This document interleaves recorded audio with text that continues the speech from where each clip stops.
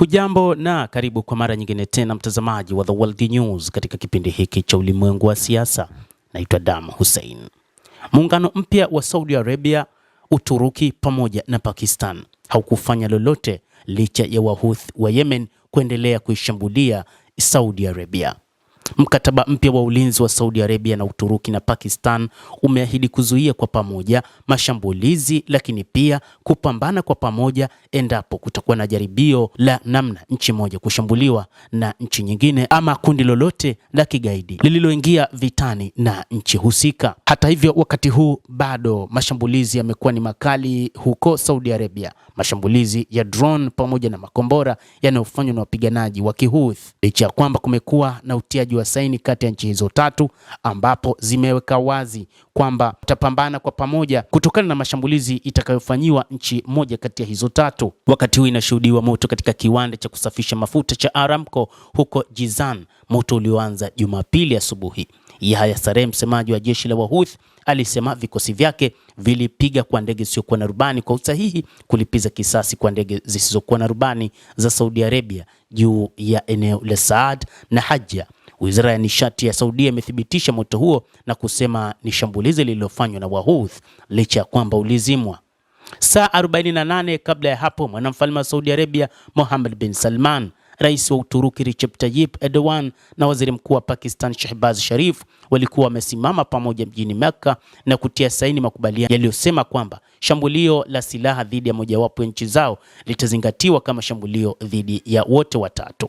Uturuki haikusema chochote, Pakistan haikusema chochote hadi wakati huu, na hakukuwa na sababu yoyote ya kufikiria vinginevyo. Kupitia taarifa ya pamoja inasema makubaliano hayo yanaimarisha uzuiaji wa pamoja dhidi ya uchokozi.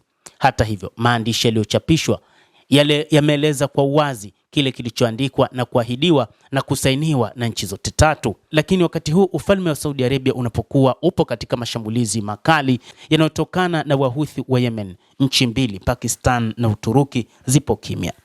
Waziri wa mambo ya nje wa Uturuki Hakan Fidan ameeleza zaidi akiambia Anadolu juu ya kifungu cha ulinzi wa pamoja kinacholingana na kifungu cha 5 cha NATO na kuzitaja taasisi hizo. Kwanza ametaja kamati ya mawaziri na sekretariat ya kudumu nchini Saudi Arabia, kisha kaongeza sehemu ya karibu kwamba hakuna mtu ambaye hatahusika, ni kwamba wote watatu, kwa maana nchi zote tatu zitahusika katika sekretariat hii. Na kubwa zaidi ni kwamba mwanachama mmoja kishambuliwa, wengine wanashauriana ili kubaini aina na ukubwa wa usaidizi wowote. Ushauri ni kile ambacho wanachama wa NATO hufanya pia ndivyo walivyofanya Februari 2003 wakati watatu kati yao walipozuia mipango ya kujihami ya Uturuki kabla ya vita vya Iraq. Riyadh imeendesha jaribio hili mara moja tayari. Makubaliano yake ya ulinzi na Pakistan yalitiwa saini Septemba 2025, siku chache baada ya shambulizi la Israel dhidi ya wapiganaji wa Hamas huko Doha, na miji mikuu yote miwili inasema inawalazimu kila mmoja kumtetea mwenzake. Wakati Marekani na Israel zilipoanzisha kuishambulia Iran tarehe 28 Februari, Riyadh iliitisha. Hata hivyo, mashambulizi makubwa yaliyofanywa na Iran dhidi ya Saudi Arabia hayakutoa tafsiri yoyote ya ushirika uliopo wakati huo na Pakistan kabla Uturuki haijasaini mkataba huo. Reuters imeripoti mwezi Mei ikinukuu vyanzo vitano vya Pakistan na Saudia kwamba Pakistan ilituma takribani wanajeshi 8,000 pamoja na ndege 16 za kivita, nyingi zikiwa ni JF-17, lakini vikosi viwili vya ndege zisizokuwa na rubani na betri ya HQ-9 iliyotengenezwa nchini China. Wa Pakistan wanaendesha vifaa hivi Saudi Arabia wakati inataka kulipa kisasi dhidi ya Iran, lakini vyanzo viwili kati ya hivi vikasema jukumu hilo likatiwa katika ushauri na mwisho wa siku likaachwa kama lilivyo. Hakukuwa na ulipizaji wa kisasi licha kwamba kulikuwa na taarifa kwamba Saudia ilifanya mashambulizi fulani dhidi ya Iran, lakini mashambulizi haya hayakurudiwa tena. Hata hivyo, nini kipo nyuma ya hili? Kwa nini Saudi Arabia na Pakistan hazitaki kuingia moja kwa moja katika mapambano dhidi ya Wahouthi wa Yemen? Bado ni mapema kusema kwamba Saudia na Pakistan hawataingia katika mapambano haya.